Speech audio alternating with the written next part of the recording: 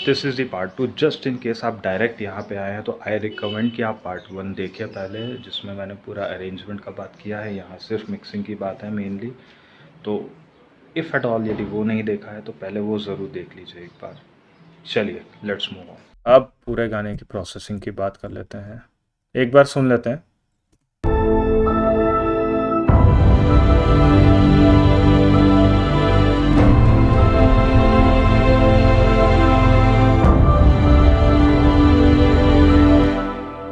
Cool. सो बहुत minimum चीज़ें मैंने यहाँ की हैं। वहाला का विंटेज वर्ब मैंने यहाँ यूज़ किया है रिवर्ब के लिए। डी के सेटिंग काफ़ी हाई रखी है और साइज़ मैंने 100% रखा है क्योंकि मुझे वो वाइब चाहिए थी, फुल वाली वाइब चाहिए थी, स्पेस वाली वाइब चाहिए थी, यूनिवर्स वाली वाइब चाहिए थी।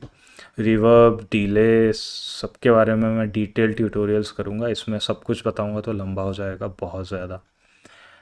इसके ऊपर मैंने एक EQ डाल दिया है so that because I don't want, मेरे को ये नहीं चाहिए कि लोअर रेंज में भी मेरा रिवर्ब का फ्रीक्वेंसी आए और हायर वाले रेंज में भी आए। और यहाँ कुछ कुछ शायद रेजोनेट हो रहे थे या कुछ कुछ विस्लिंग हो रही होगी मे बी, इसलिए मैंने वहाँ से हटा दिया। इंडिविजुअली ट्रैक बाय ट्रैक यदि मैं बात करूँ तो EQ के अलावा मैंने ज़्यादा कुछ इसमें ख़ास नहीं किया है। यदि मैं कीज़ की बात करूँ तो ये देखिए,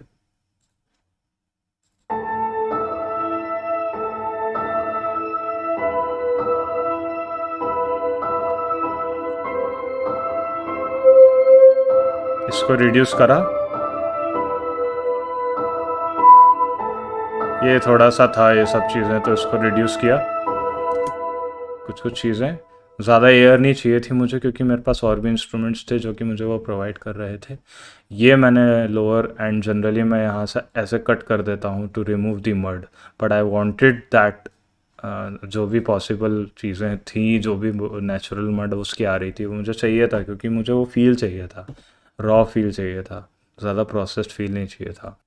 प्रो EQ है यहाँ पे भी, जो सेकंड की साउंड है, same reason, whistling and resonance and lower pads में जाते हैं तो लोअर पैड्स में मैंने, although it's a low pad but may be वहाँ मुझे ज़्यादा मड लग रहा था इसलिए मैंने वो क्लियर किया क्योंकि आगे आने वाले समय में मेरे पास लो एंड भरने के लिए बहुत सारे इंस्ट्रूमेंट्स थे, इसलिए मैंने उसको भी क्लियर करा।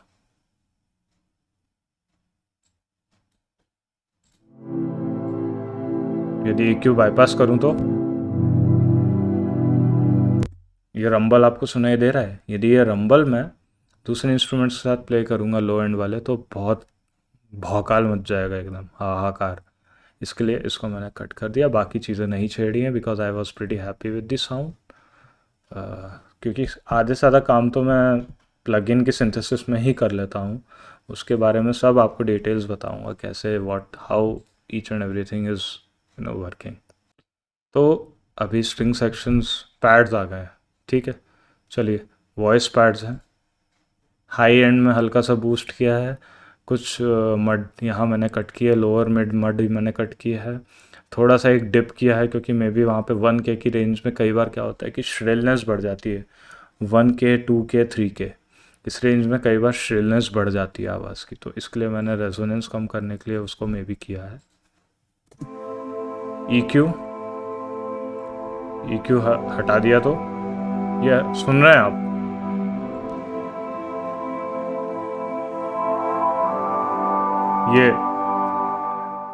ये श्रिलनेस, मेटेलिक श्रिलनेस, इसको थोड़ा मैं ज़्यादा हो गया, इसको थोड़ा मैंने कम कर दिया, है ना, साउंड्स गुड। फटाफट ये वाले पैड्स देख लेते हैं, very basic processing again, removing some of the high, इसको मैं कहूँगा एयरी नॉइज मैं कहूँगा,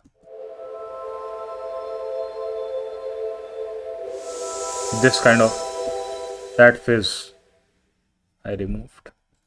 पूरा वीडियोस देखें, थोड़ा लंबा जाता है, जाने दें, बट अच्छे से चीज़ें देखें सीखें तो फ़ायदा है।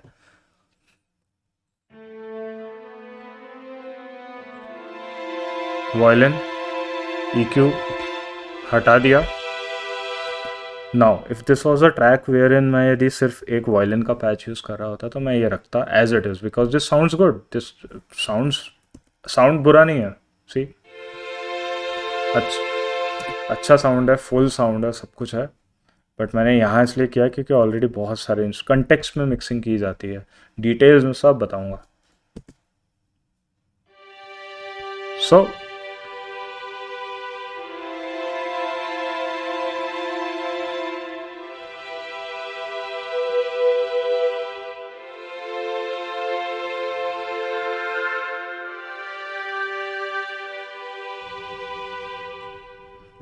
यहाँ पे मुझे ज़्यादा एयर नहीं चाहिए थी, तो मैंने लो पास फिल्टर या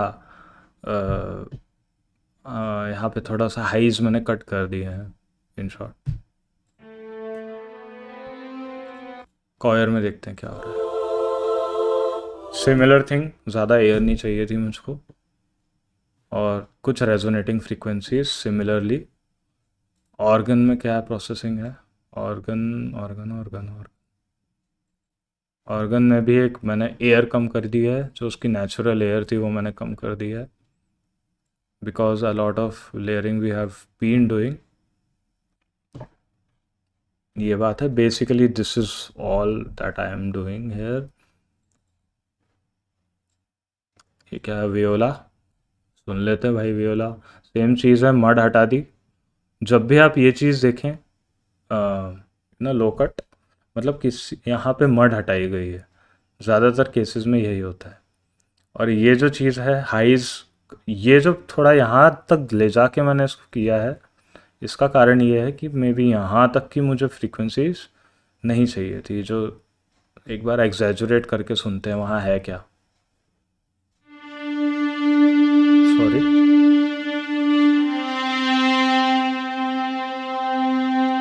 सो इससे क्या हो रहा है कि मैंने जो पहले बात की थी, मुझे वियोला का वार्मथ मिल रहा है, मुझे उसका श्रिलनेस नहीं चाहिए, क्योंकि मेरे पास हाई वॉल्यूम्स भी हैं यहाँ पर। ठीक है, बाकी ये रेजोनेटिंग फ्रीक्वेंसीज हैं जो मैंने कट कर दी हैं, बेसिक EQ किया है। वॉयलेंस में सुन लेते हैं क्या हो रहा है। वॉयलेंस में लो मैंने यहाँ तक पूरा 200 तक मैंने कट कर दिया है। 500 बेसिकली से मैंने चालू कर दिया है लो कट होते होते। और तो 12 dB पर ऑक्टेव वाला मतलब लंबा कट है ये एकदम। सो ये चीज़ें मैं बता दूंगा आपको कि dB पर ऑक्टेव वाले कट्स का क्या मतलब होता है, what do we mean by this. और यहाँ भी थोड़ा सा मैंने एयर दिया है, क्योंकि मैंने हर जगह से, आप नोटिस करोगे तो एयर हटाइए हटाइए हटाइए।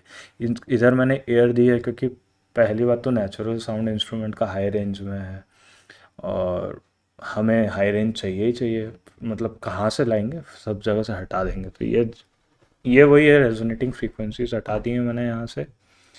So this is how it sounds.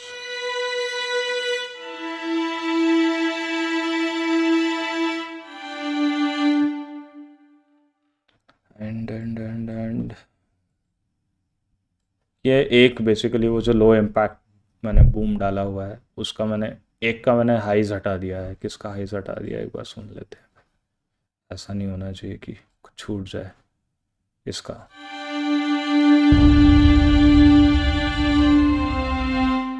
I wanted only that thump that, क्योंकि यदि नेचुरली वॉइस सुने तो इसका कैसा है, इसका ऐसा है।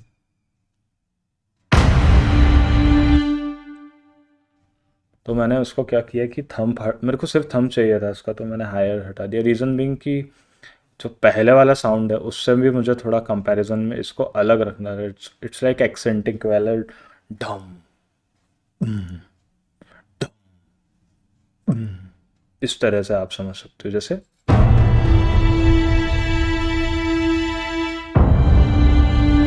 एक्सेंटिंग समझ आ गई। मास्टर चेन में देखते हैं क्या हो रहा है। पहली फुर्सत में मैंने कंप्रेसर डाल दिया है। रीज़न बीइंग, पूरे ट्रैक में मैंने कहीं कंप्रेशन किया नहीं है पर्टिकुलरली एज सच, और यहाँ मैंने कर दिया है सबसे पहले कि भाई सारी जो भी जो हवाई चीज़ें हो रही हैं, उड़ रही हैं यहाँ से वहाँ उड़, तो चीज़ थोड़ा अपन कंट्रोल कर लें। रेशो मैंने जो है बहुत, 2 से भी आप देखोगे तो पॉइंट, मतलब मैं डेसिमल पॉइंट 2 में मैंने कम कर दिया है। 1.8 का रेशो है। मतलब यदि 1/1 का रेशो होता तो समझ लो ऐसा होता कि कंप्रेशन होता ही नहीं है 1/1 में। 1/1 मतलब होता है कि नो कंप्रेशन, मतलब जिस रेशो से वॉइस आ रहा है उसी रेशो से वॉइस कंप्रेस हो रहा है। 1/1 का ये मतलब हो जाएगा। तो आप इससे समझ सकते हो मैंने कितना हल्का कंप्रेशन रखा है, और अटैक और रिलीज पैरामीटर्स को इस तरह से ट्वीक किया है कि ज़्यादा मेरा वो ना हो, ट्रांजिएंट लॉस ना हो मेरे ज़्यादा। कंप्रेसर हम देखें, कंप्रेसर क्या कर रहा है। अभी कुछ नहीं कर रहा है कंप्रेसर। जैसे ही थोड़ा सा भी कुछ ज़्यादा एक लेवल पे होगा थ्रेशोल्ड, मैंने ऑल दो -16 काफ़ी हाई होता है लेकिन रेशो कम है इसका, और यहाँ पे हालांकि इतना कुछ हो नहीं रहा है। तो जैसे सबसे ज़्यादा कंप्रेशन की आप एक्टिविटी मेरे अंदाजे से देखिए, मैंने भी बहुत पहले किया था, बट ये कैलकुलेटिव अंदाज़ा है मेरा। अभी मैं आपके सामने ही खोल रहा हूँ बहुत समय के बाद। इम्पैक्ट जब आएंगे तब कंप्रेशन ज़्यादा प्ले इन करेगा। तो एक बार सब कुछ सोलो सब हटा देते हैं और सुन लेते हैं मास्टर बस में क्या हो रहा है। ये EQ में क्या हो रहा है।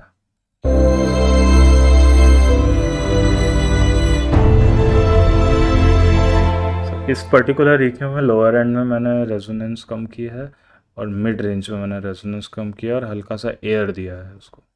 तो अगला EQ देखते हैं।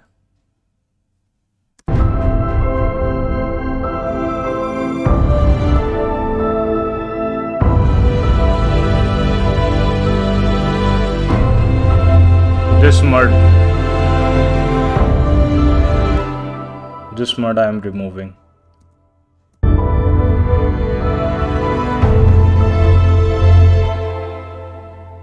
काइंड ऑफ थिंग, उसको कम कर दिया। अभी ये हर बार मैं यूज़ करता हूँ। This is a free plugin by TDR Labs, dynamic equaliser है।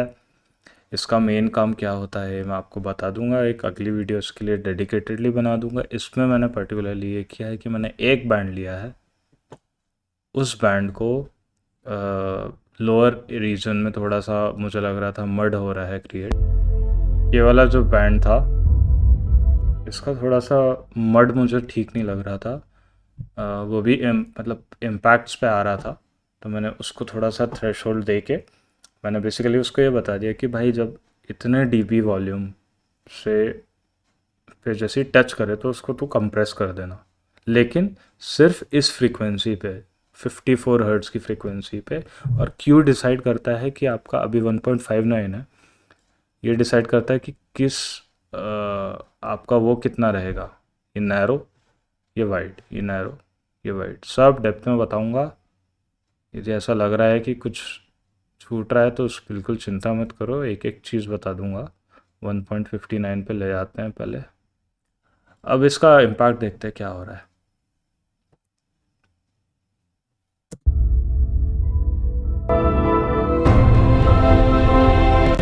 Of, on. बहुत ज़्यादा ज़मीन आसमान का फ़र्क नहीं है, रीज़न बीइंग कि थोड़ा सा ही हो रहा है, ज़्यादा कुछ नहीं हो रहा है।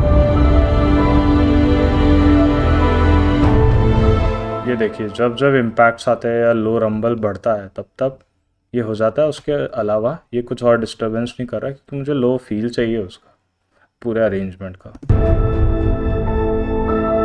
तो अब लिमिटर लगाने के पहले मैं हमेशा ये देख लेता हूँ कि फाइनल वॉल्यूम मतलब कितना जा रहा है। क्या लिमिटर लगाने के पहले हमें कुछ वॉल्यूम देना ज़रूरी है, नहीं है, क्या है, देख लेते हैं एक बार।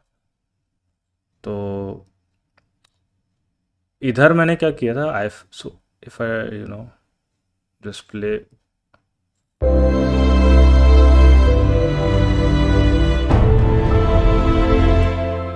नाउ यहाँ मेरा यहाँ पर जो है मेरा यहाँ -5 -7 की रेंज में जा रहा था, तो मैंने यहाँ से थोड़ा सा वॉल्यूम आउटपुट गेन इसका बढ़ा दिया इसी प्लगइन से। Does not matter much. चाहिए तो मैं गेन प्लगइन लिमिटर के पहले डाल सकता हूँ और फिर लिमिटर इफ़ेक्ट कर सकता हूँ, लेकिन वो मैं नहीं कर रहा हूँ क्योंकि मेरा काम चल जा रहा है।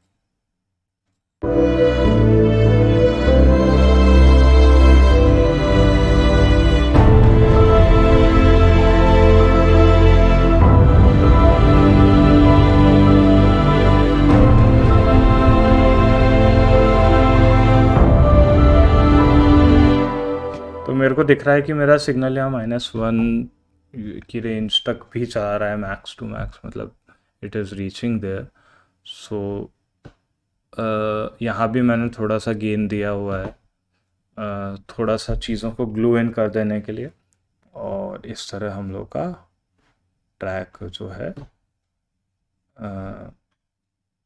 Almost it's ready to go. I don't just go by numbers a lot. I am much of a like सुनने में मुझे एक सर्टेन आ रहा है। हालांकि देखिए technically L U F S वगैरह मेजर किया जाता है, वो मैं करता भी हूँ, बट अभी मुझे उसकी ज़रूरत महसूस नहीं हो रही है। रीज़न बीइंग कि समझ आ जाता है लाउडनेस, परसीव लाउडनेस कितना है कैसा है। बट कई प्रोजेक्ट्स में मैं करता भी हूँ, जब मैं करूँगा जो इसके बारे में तो मैं आपके साथ शेयर करूँगा उसके बारे में। बट इसमें मैंने ज़्यादा नहीं किया क्योंकि लाउडनेस 1 dB भी टच नहीं कर रहा था, सॉरी -1 -1 dB भी टच नहीं कर रहा था। तो आई जस्ट लेट इट, छोड़ दिया मैंने ऐसे ही इसको। I was slightly casual about it. और इसमें ज़्यादा कुछ तो डायनेमिक वाइज भी ऐसा ऊंचा नीचा नहीं था, सिंपल सा ट्रैक था, सिंथेटिक एलिमेंट्स भी थे काफ़ी, तो मैंने इसको छोड़ दिया जैसा था। एक बहुत इम्पॉर्टेंट चीज़ ये थी कि आप हमेशा स्कोरिंग का काम जब भी करें तो ये ध्यान रखें कि पिक्चर स्कोरिंग की बात नहीं कर रहा हूँ, बट जैसे भी आप कभी थीम म्यूज़िक बनाते हैं आप कोई, या ट्रेलर म्यूज़िक बनाते हैं आप कोई, तो हमेशा कोशिश करिए कि यदि वो पीस लंबा है और उसमें ज़्यादा स्टैटिक चीज़ें हैं, जैसे कि रिपीट नहीं हो रहा है वॉइस या कुछ इस तरह का, या मतलब एक ही मोटिव रिपीट हो रहा है जैसे इस गाने में, सॉरी, या इस थीम में, तो उस केस में आप क्या कर सकते हो कि आप टेम्पो के साथ खेल सकते हो। थोड़ा सा कहीं हाई कर दिया, कहीं लो कर दिया, कहीं, तो जैसे उसका एक वाइब आता है अपने आप में। तो उस वाइब को सुन लीजिए, पूरा ट्रैक भी सुन लीजिए, और यदि उस ट्रैक का महसूस और अच्छे से इसका आपको करना है तो यदि आप YouTube पर देख रहे हैं ये वीडियो तो आपको लिंक मिल जाएगी नीचे मेरे चैनल की दूसरे वाले। यदि आप इंस्टाग्राम पे हैं तो आप उस YouTube चैनल पे जाइए, मैं आपको यहाँ इसके इंस्टा के डिस्क्रिप्शन में मैं आपको वो दे दूँगा आईडी, जिसके ऊपर जाके आप ये वीडियो देख सकते हो बेसिकली। तो एक बार पूरा सुन लेते हैं from the scratch.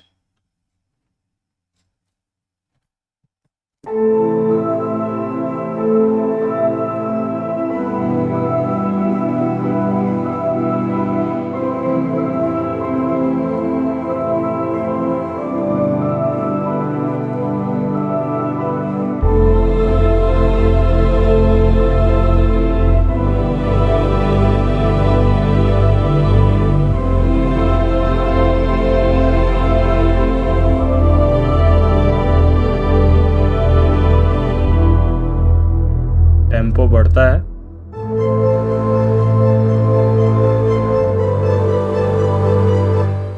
So basically harps हैं यहाँ पे, और यहाँ स्टिकाटोज भी हैं कुछ वायलिन के। तो हार्प्स क्या कर रहे हैं, same cheese,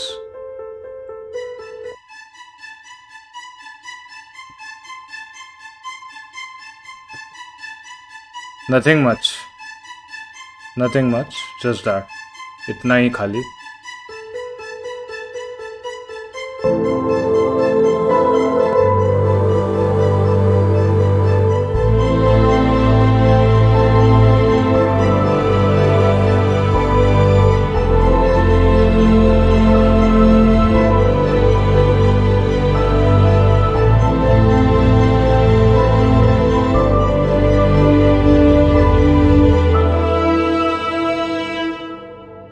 Tempo falls a bit,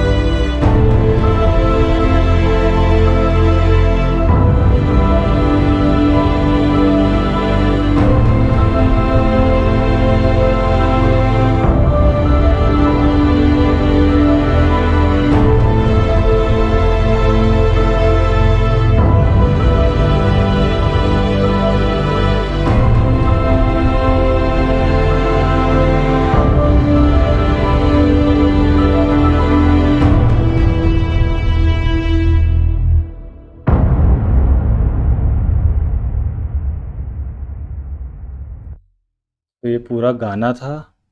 और कहीं भी यदि मेरी तरफ से कुछ भूल चूक हुई हो तो प्लीज़ उसे माफ़ करना। क्योंकि मैं अभी ये शुरू ही कर रहा हूँ तो थोड़ी गलतियाँ हो जाती है कभी कभार।